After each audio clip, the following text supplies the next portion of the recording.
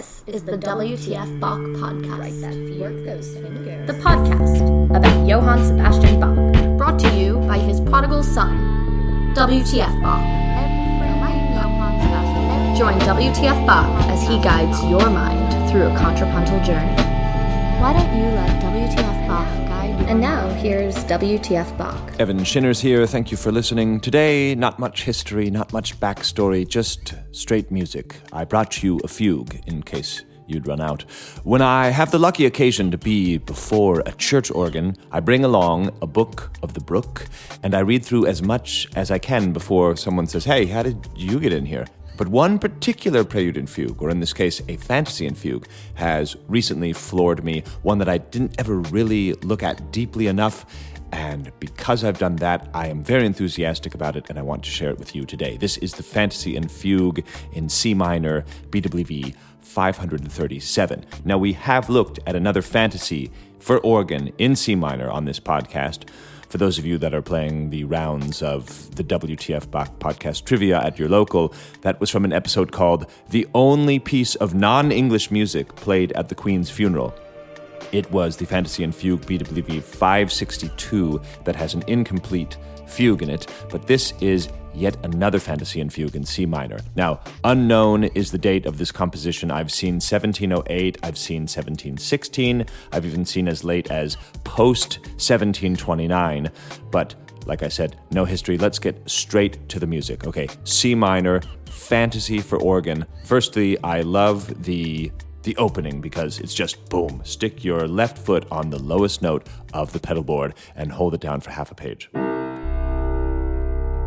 So now that we've got this bass, sort of, you can imagine opening the 32-foot pipe in the organ, all of the joints rattling in the church while the bellows are shaking and everything is vibrating. And then Bach begins with counterpoint in 3 voices between the 2 hands with a gesture like this.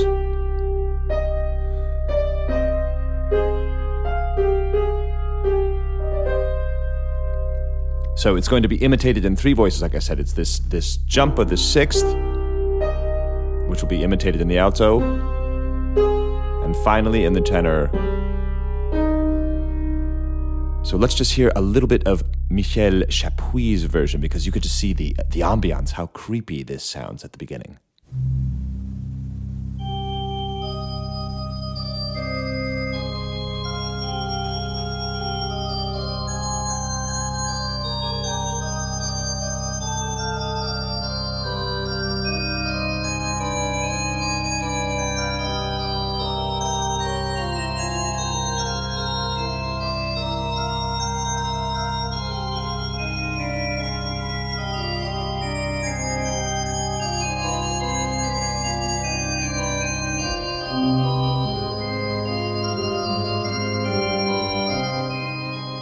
And you just heard the feet finally joining in the imitation game. Now, if you're sitting at an organ playing this, you will certainly notice the scope, the breadth of this composition, the fact that your left foot is jammed all the way on the one edge of the keyboard, and within a few bars, your right hand will be at the other end, sort of playing the utmost extreme at the top. So we have something all the way from the left, and within a few bars,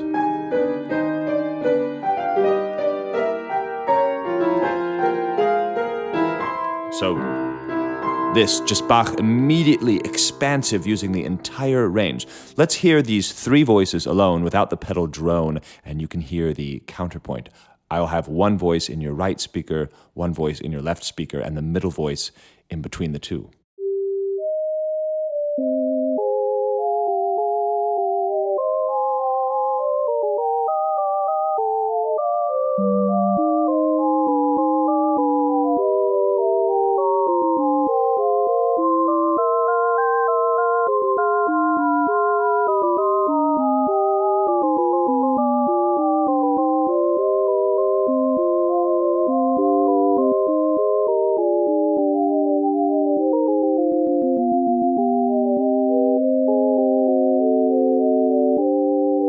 Okay, so you heard a few 16th notes introduced into the texture. Indeed, Bach will speed up this piece rhythmically so that by the end there will be more 16th notes. But right here on this cadence, you will hear the pedals take up the second theme. So there was the first theme introduced by the hands.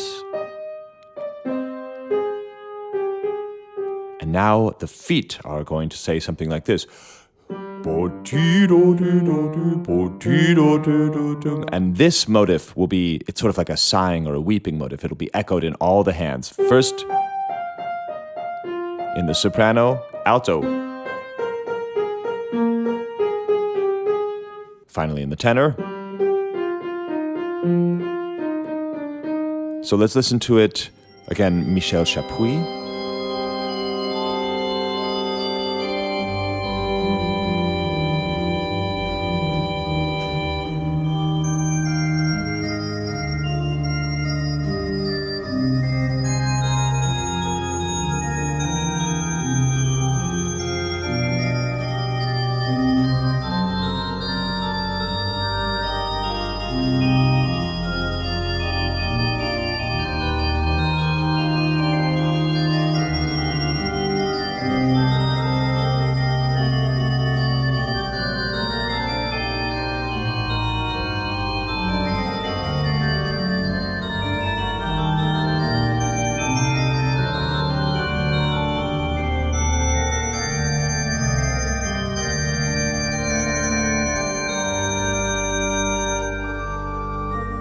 Okay, now we've cadenced in G minor, and we will have a sort of second beginning of the piece. The pedal point will be now in G on the dominant, but right before that cadence, we heard sort of 16th notes sort of coming like bubbles out of the C. And then going back down, coming up in the alto voice, and the soprano voice.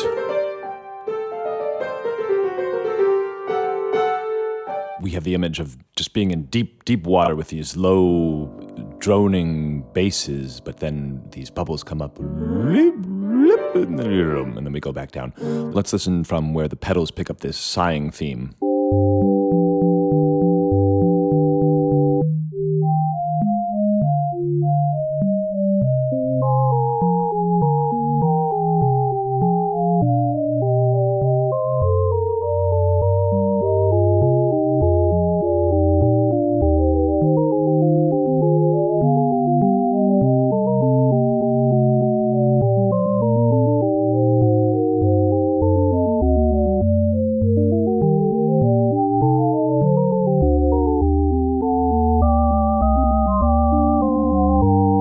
G minor, tenor with a theme, soprano with a theme.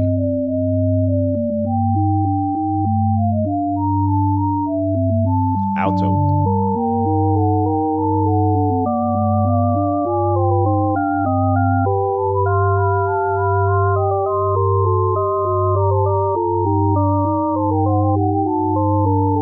And the pedals.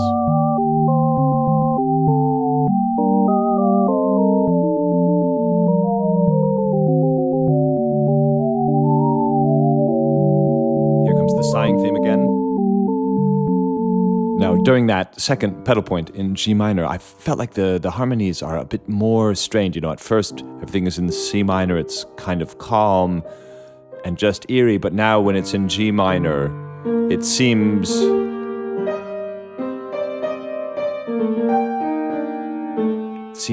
very uneasy. He's changing the mode here from E flat to E natural, and he'll have a lot of dissonances. For example, this G in the pedals with the A flat here in the soprano.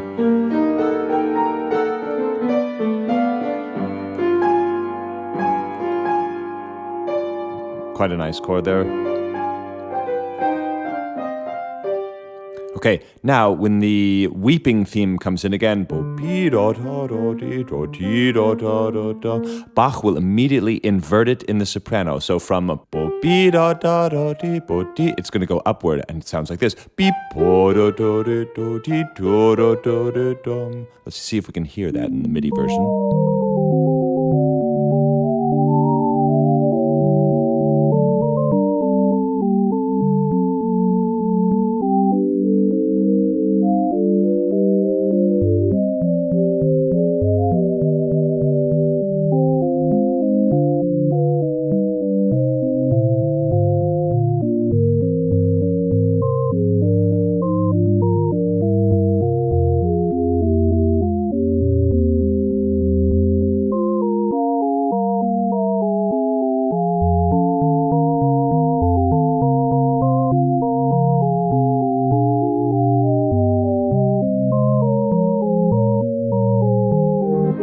cadencing an A flat major. Now, I know that's a lot to hear all these weeping gestures going in all different directions. So now I will just isolate exactly which voices have this weeping gesture, and you'll be able to hear if they're going right side up or upside down.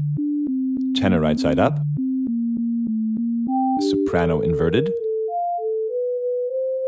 In the pedals, right side up. Alto, right side up. Tenor inverted now. Alto inverted now. Fragment of the soprano inverted. It's like a stretto. Tenor inverted. Oh, sorry, that's tenor normal. This is alto normal. And now the bass. Alto. Soprano. These lovely thirds. Okay, now we're back in A flat major where we were. Now I'll play all that music again with a few more lines filled in. I bet you're thinking, wow, I couldn't hear all of those weeping gestures hidden in there. Indeed, it requires examination. Here it is again.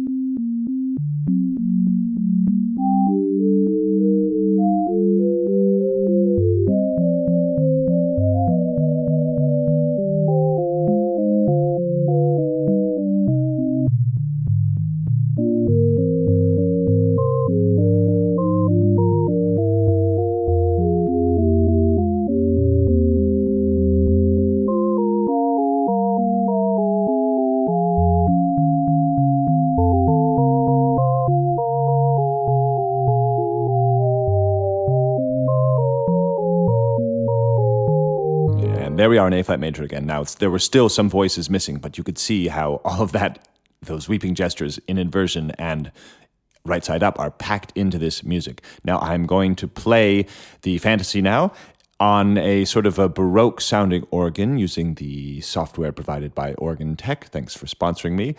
It will sound like it's in C sharp minor instead of C minor because Baroque organs were sometimes tuned higher. So a few things to listen for again. Remember the drones at the beginning of the piece in the tonic and in the middle of the piece in the dominant, and the ascending gesture and the descending weeping gesture. Now here is the Fantasy BWV 537, and then we'll go on to the Fugue.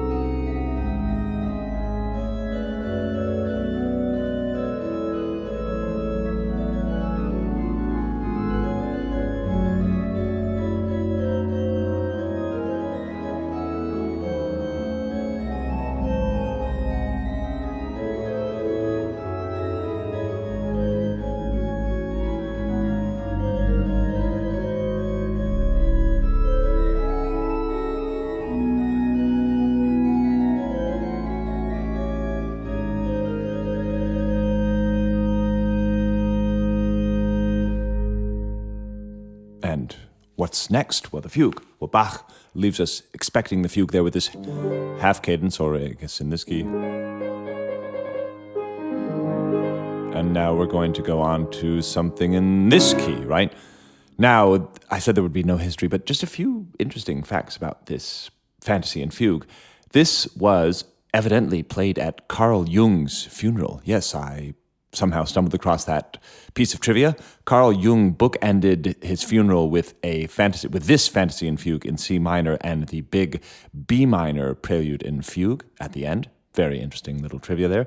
And Edward Elgar, the British composer, apparently met Richard Strauss and said that they would orchestrate one piece of Bach together, and this was the piece they chose. Isn't that interesting? Now, apparently Strauss was supposed to orchestrate the fantasy and Elgar the fugue. Strauss never came through with his offer, so Elgar orchestrated both. I will play it later in this episode. It is absolutely a completely over-the-top orchestrated version, shows how masterfully Elgar understood the orchestra, and shows indeed the potential of just 3 lines of music to be exploited by these beautiful composers with an entire orchestra at their disposal. Anyways, let's go on to the fugue now. Let WTF Bach guide your mind. OMG, what's WTF Bach going to be doing today? Guiding your mind through a contrapuntal journey. Wow, that's fabulous. The fugue begins with a very rhythmic gesture, with an upbeat.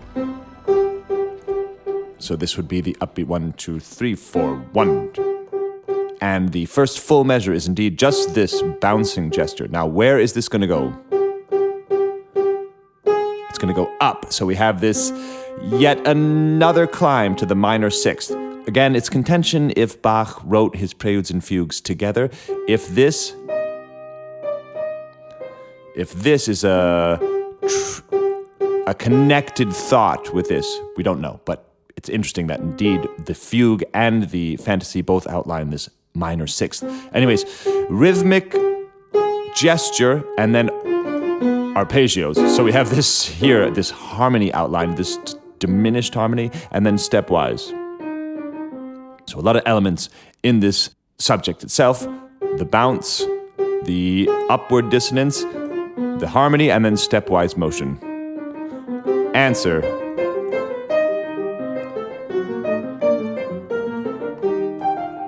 So again, this beep, boop, boop, boom becomes in the counterpoint.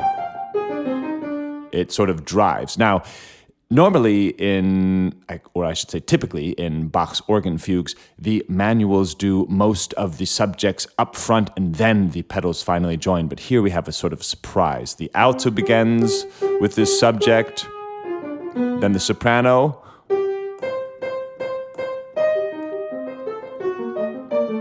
and then not the tenor, but straight away with the pedals.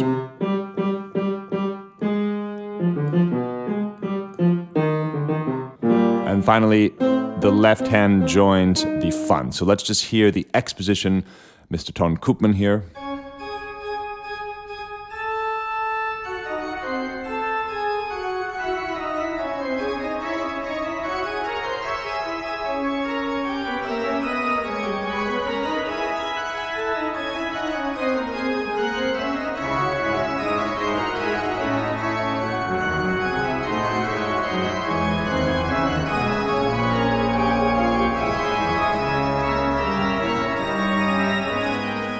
And let's hear the same thing now in MIDI with some of the voices panned into different speakers.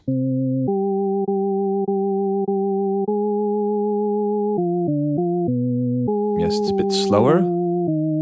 That's okay, we can listen to it slow. There's the answer in the soprano.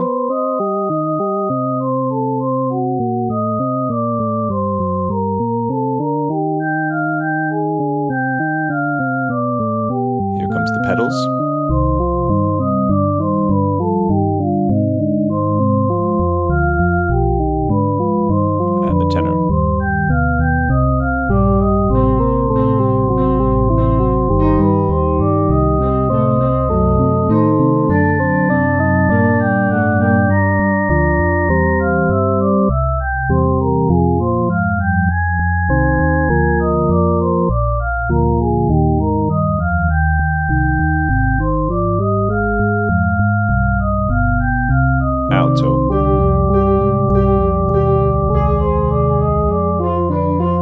the pedals are out for a bit.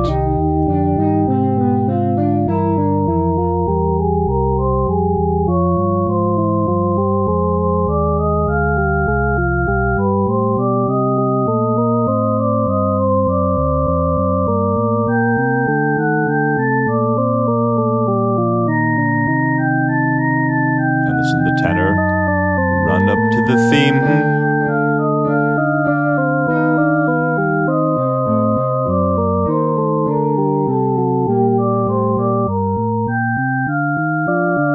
Imitation between the soprano and alto. Now the soprano runs up to get his own theme.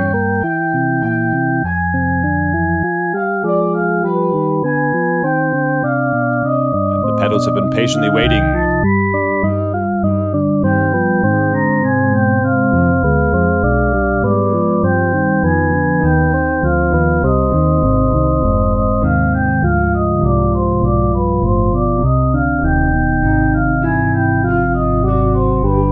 Now that is more or less halfway. The fugue is 132 bars long, and this is bar 56. A few things I'd like to point out. Firstly, I suppose it's how Bach conserves everything that he uses. So he's used as at least one of the driving gestures rhythmically is this pickup. And you will see that this boom will become something that really drives the piece from after the pedals come in the first time.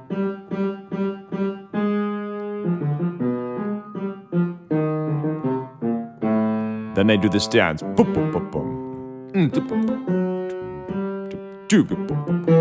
Really driving using that rhythm.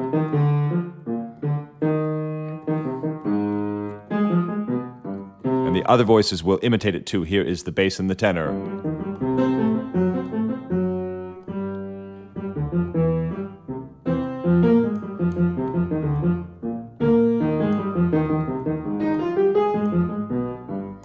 Few wrong notes there, but here is, I suppose, a few more voices.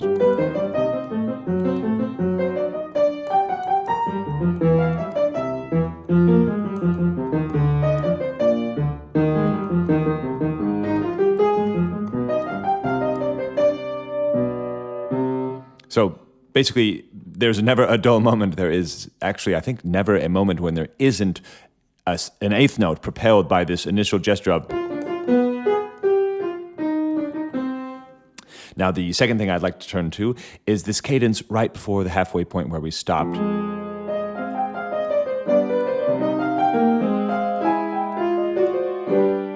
What I want to point out here is the alto voice and the bass voice climbing in separate directions toward the dominant. We're in C minor, and these voices will sort of snake outward to form this interesting chromatic thing, which will later in history be called the augmented sixth chord. Bach would have had no idea what that term meant. In any case, this really does remind me of several instances in the Well-Tempered Clavier, the first book, where halfway through the fugue, Bach will climb out in exactly the same manner, using this note in the bass and using the alto voice to snake up. Here is an example from the fugue in G minor. Many of you probably know this fugue. It's from Book 1 of the Well-Tempered Clavier, and it is right before the big stretto that comes at the end of the fugue. So here's from bar 26. And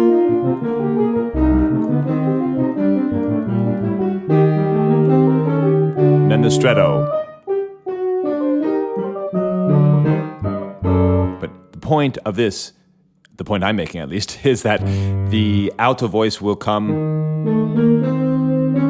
and snake just the same way that we saw it in the C minor fugue here. It is the same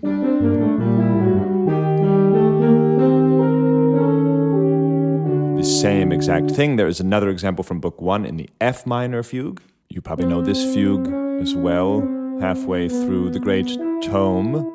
That is Book 1 of the Well-Tempered Clavier. It's in this wonderful sequence here, starting from bar 44.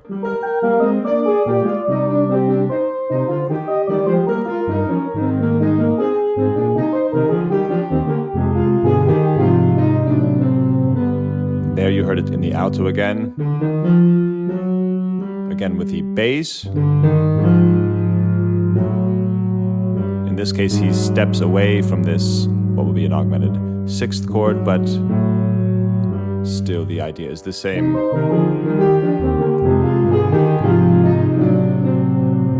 And here we are in the dominant in order to do something, but Bach will, that is the point, he announces this chromatic climb because now something is going to happen. I find it really interesting, that type of similar vocabulary that Bach is using here in this fugue and in Book 1 of the Well-Tempered Clavier. The date of this organ fugue has eluded the scholars, but something like that makes me think that it is probably around that time, around the time of the Well-Tempered Clavier, Book 1. In any case, the point is that Bach will use this chromatic climb to announce something very dramatic that is now going to happen in the fugue. You know, he's setting up, he's going, wait for this, wait for it. And now what's going to happen? You're going to, it's going to be a stretto, it's going to be a double fugue or something like that. And in the case of today's episode, the fugue will now be dominated, completely dominated by a slow, rising chromatic line that changes the character, changes the feel of this fugue. It's remarkable how halfway through this fugue, Bach will introduce this new thing, and it's very exciting. So, accompanying this chromatic line is a fiery line.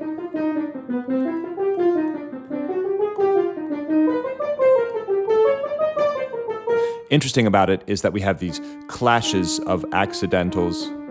So we have E natural, E flat, F sharp, F natural, B natural, B flat, C sharp, C natural. So he goes back and forth. He can't make up his mind. Which one does he want? And when it is combined with the chromatic line, it sounds very exciting like this.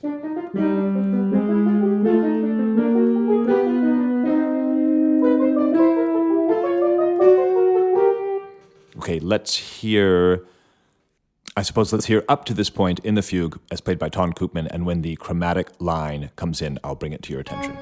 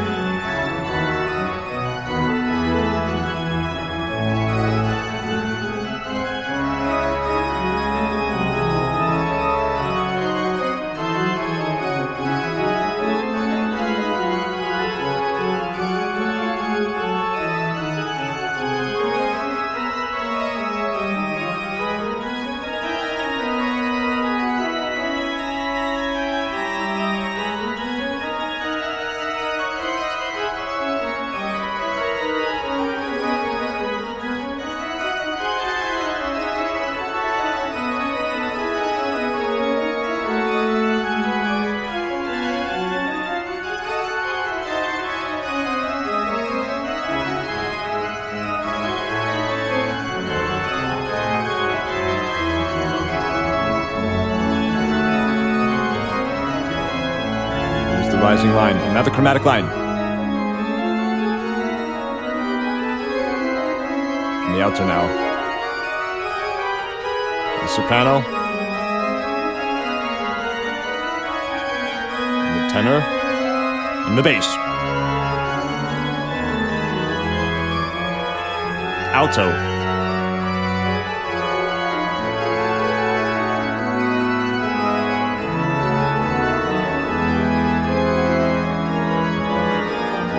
Another cadence, soprano, same time as alto,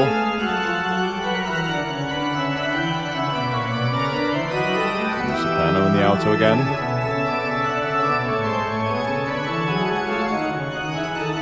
and now here's the pedals, same time as the tenor,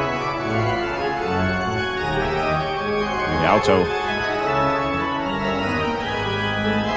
the soprano, and the bass.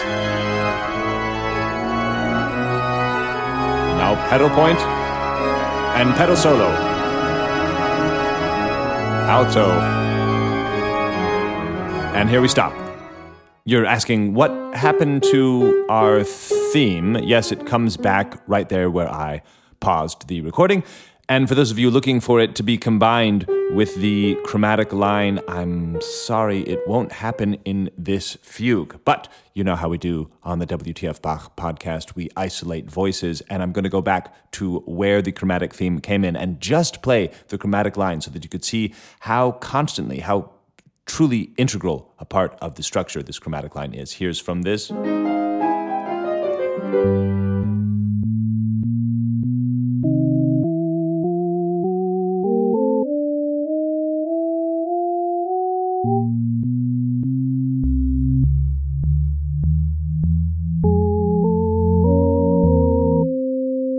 Here is a pause in the structure. I want to come back to this moment. The music is still playing.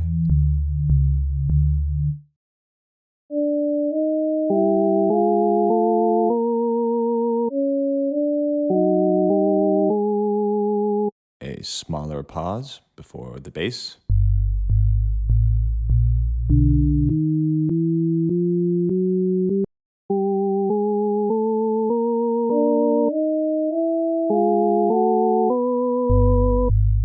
And now here's the pedal cadenza and the trill. Okay, now let's do the opposite. You heard that I was only able to speak during those brief few moments when there was no chromatic line, but now let's play the opposite. Let's play everything but the chromatic line.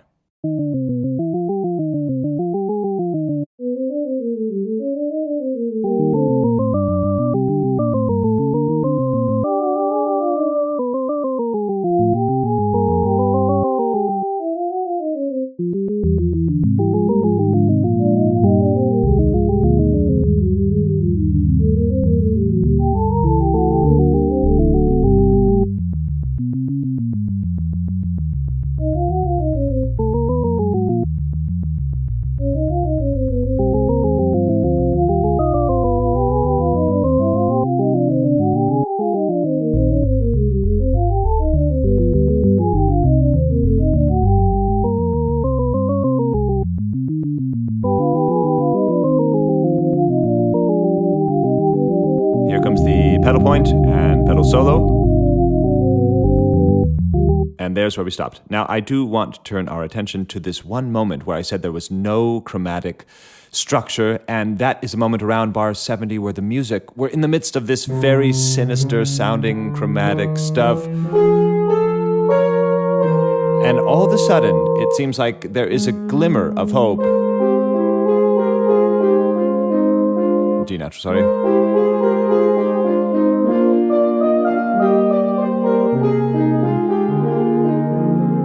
And it goes into E flat major just briefly, and then quickly comes out of it. But this reminds me very much of Book 1.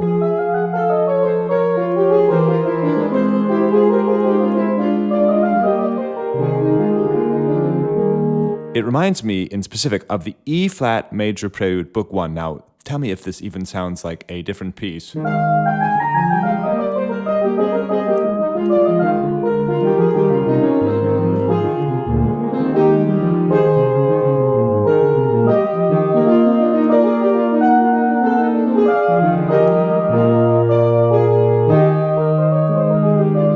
I just think that there's something really in this, especially here. And what is this top line here? Well, that happens to be one of the themes in that particular prelude, but you can even hear it in the pedal in the organ version, which of course reminds us all of the C sharp minor fugue. It's the same shape. Is it the same shape? It is. which is not too far off from BACH, but I won't go there. I'm just saying that, we can't date the fugue, and I think it must be based on all of these similar qualities in the counterpoint.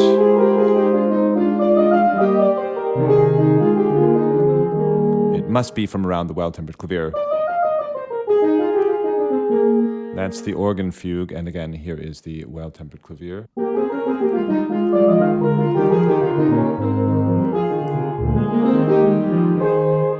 Very similar.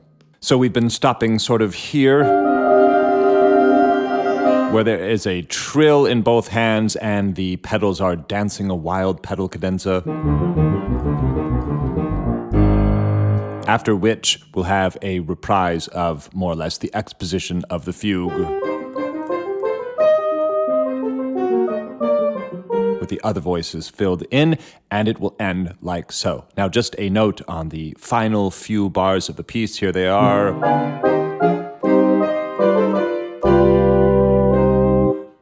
It ends like that. It ends with a bar of 1, 2, 3.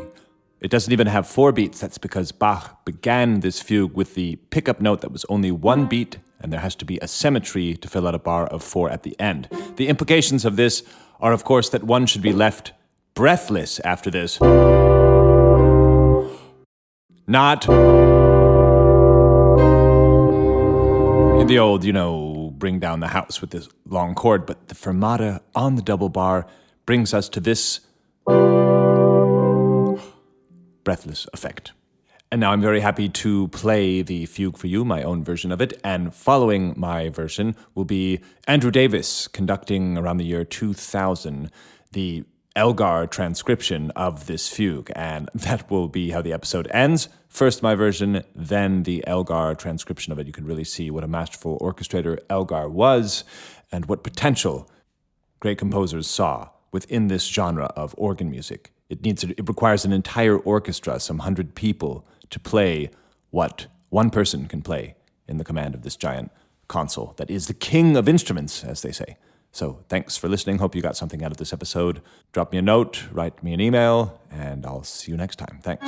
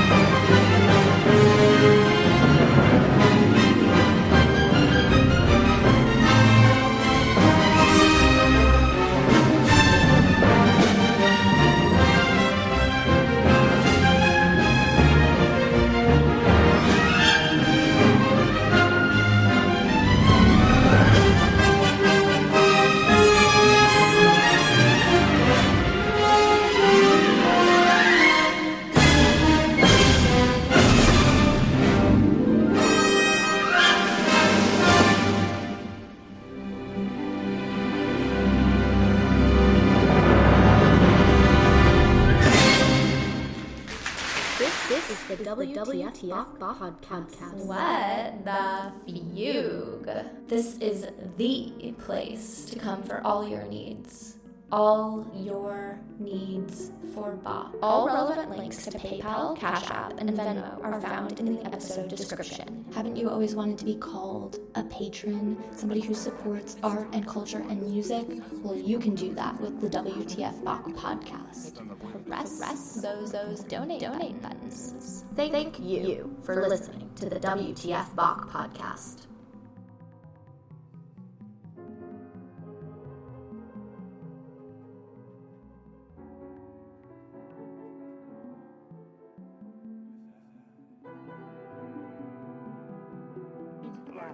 To make